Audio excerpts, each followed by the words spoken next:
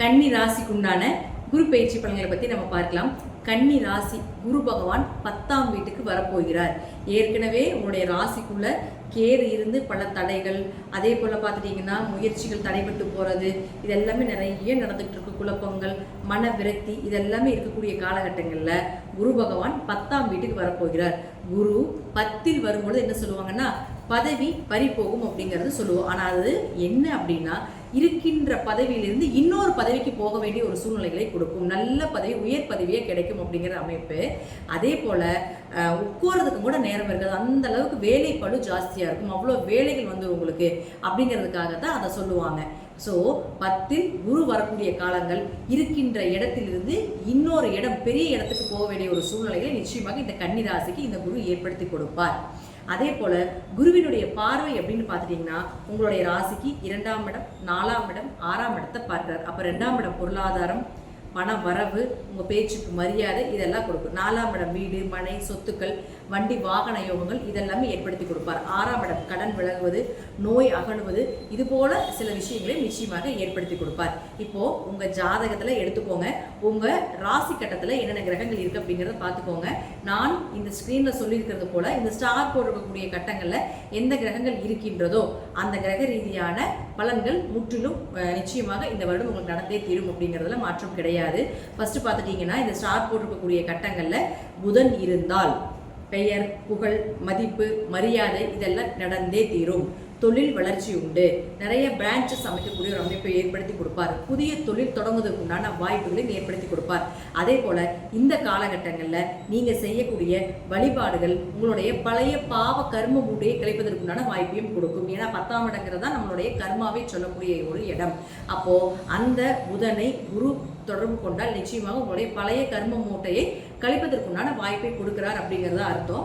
அடுத்தது பாருங்க, உங்களுக்கு சுக்கிரன். இந்த சுக்கிரன் அப்படின்னு சொல்லக்கூடியவர் 2 மற்றும் 9ஆம் அதிபதி. இந்த 2 மற்றும் 9ஆம் அதிபதியான சுக்கிரன் அப்படின்னு சொல்லக்கூடியவர் இந்த 6 ராசி கட்டங்களில் எங்கே இருந்தாலும் சரி நிச்சயமாக உங்களுக்கு பொருளாதார வளர்ச்சி, அதே போல பாருங்க உங்களுடைய பேச்சுக்கு மரியாதை, தந்தையினுடைய பூர்வீக சொத்துக்கள் கிடைப்பது, தந்தையினுடைய உதவிகள் கிடைப்பது, உயர்கல்வி படிப்பதற்குண்டான வாய்ப்புகள் இதெல்லாமே ஏற்படுத்தி கொடுப்பார். வெளிநாடு வெளியூர் போய் படிப்பதற்குண்டான வாய்ப்புகள் இதெல்லாமே நிச்சயமாக நடந்தே தீரும். அடுத்தது உங்களுக்கு செவ்வாய். இந்த செவ்வாய் அப்படின்னு சொல்லக்கூடியவர் இந்த 6 ராசி கட்டங்கள்ல எங்க இருந்தாலும் சரி நிச்சயமாக உங்களுக்கு ஏதாவது ஒரு வழிவகையில் உங்களுடைய காரியங்கள் ஜெயமாகும், கண்டங்கள் விலகும், நீங்க நினைத்ததை விட பெரிய வெற்றிகள் கிடைக்கும் அப்படிங்கிறதுலே மாற்றம் இல்லை. திடீர் பணவரவு, திடீர் அதிர்ஷ்டங்கள் இதையும் ஏற்படுத்தி கொடுப்பார். அடுத்தது குரு பகவான். குரு யார்? உங்களுக்கு 4 மற்றும் 7ஆம் அதிபதி. இந்த ஸ்டார் போடக்கூடிய கட்டங்கள் இருந்தால் 4ஆம் இடங்கிறது தாயினுடைய உதவிகள் கிடைக்கக்கூடிய ஒரு இடம், தாயினுடைய ஆரோக்கியம் சிறப்பாக இருப்பது, அதே போல வீடு மனை சொத்துக்கள் அமைஞ்சு வர்றது, புதிய வண்டி வாகனங்கள் வாங்குறது. 7ஆம் இடம் அப்படிங்கிறது கல்யாணம், திருமணம்னு சொல்றோம். அப்போ ரொம்ப நாளாக திருமணமே ஆகாமல் இருக்குது அப்படின்னாலும் கூட திருமண வரன் தேடி வர்றது, உங்களுக்கு உண்டான நீங்க எதிர்பார்த்த வரனோட கிடைப்பதற்கு உண்டான வாய்ப்புகளையும் ஏற்படுத்தி கொடுக்கும். பார்ட்னர் போட்டு தொழில் பண்ணிட்டு இருக்கீங்களா, அவர்களுக்குள்ள இருந்து வந்த சண்டை சச்சரவுகளை விலகி உங்களுக்கு பார்ட்னர்ல நல்ல லாபம் கிடைப்பதற்கு உண்டான வாய்ப்பு இதெல்லாமே ஏற்படுத்தி கொடுப்பார். அடுத்தது பாருங்க, 5 மற்றும் 6ஆம் அதிபதினு சொல்லக்கூடிய சனி பகவான் இந்த ஸ்டார் போடக்கூடிய கட்டங்களில் எங்க இருந்தாலும் சரி நிச்சயமாக அதிர்ஷ்டங்கள் பெருகும், குழந்தை பிறக்கும். ரொம்ப நாள் குழந்தை இல்லைனாலும் குழந்தை பெறுவதற்குண்டான வாய்ப்பை ஏற்படுத்தி கொடுப்பார். குல தெய்வம் உங்க கூட இருக்கும். நீங்க எங்க உங்களுக்கு குலதெய்வமே தெரியல, ஏன்னா எல்லாருமே ஒரு குலதெய்வம் இருந்தே ஆகணும். அப்படி குலதெய்வமே தெரியல அப்படின்னாலும் கூட குலதெய்வத்தினுடைய அனுகிரகமும் குலதெய்வம் உங்க கூட இருந்து உங்களுக்கு வழி நடத்தி செல்லும் அப்படிங்கிறத உண்மை.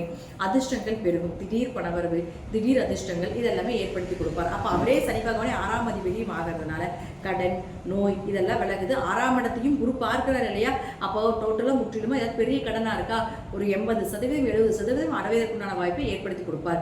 கேஸ் ஏதாவது உங்கள் பேரில் போயிட்டு இருக்குதா, இந்த காலகட்டங்களில் நீங்கள் மூவ் பண்ணிங்கன்னா உங்களுக்கு சாதகமாக வரக்கூடிய ஒரு அமைப்பை இதையும் ஏற்படுத்தி கொடுப்பார் அப்படிங்கிறதுலே மாற்றம் கிடையாது.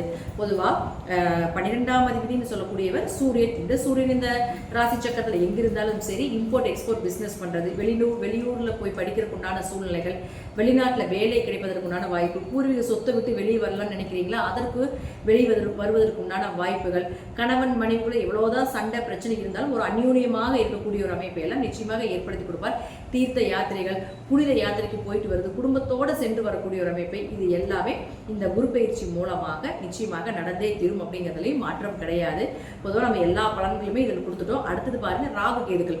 ராகு இந்த ஸ்டார்ட் கொடுக்கக்கூடிய கட்டங்களை எங்கிருந்தாலும் அந்த குரு பார்வை பெற்றாலும் நிச்சயமாக பெரிய பணவரவு, பெரிய வளர்ச்சி. என்ன தொழில் பண்ணிட்டு இருக்கீங்க, என்ன பண்ணிட்டு இருந்தீங்கனாலும் எல்லாருக்குமே உங்களை தெரியப்படுத்திடுவார். ஏன்னா ராகுத வைரல் கிரகம்னு சொல்றோம். அப்ப எல்லாருமே தெரியப்படுத்துறதுக்கு உண்டான வாய்ப்புகளையும் ஏற்படுத்தி கொடுப்பார். அடுத்து குரு கேதுவை பார்க்கக்கூடிய காலகட்டங்களில் ஆன்மீகத்தின் உச்சம்தான் கேது.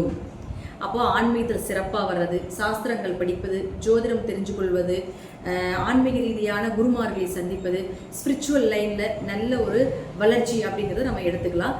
ஸோ ராகுன்னா பணம், பொருளாதாரத்தில் வளர்ச்சி, கேதுன்னா உங்களுக்கு ஆன்மீகத்தில் வளர்ச்சியை கொடுக்கக்கூடிய ஒரு அமைப்பு இருக்குது. உங்கள் ஜாதகம் எப்படி இருக்குன்னு நீங்களே பார்த்து தெரிஞ்சுக்கோங்க.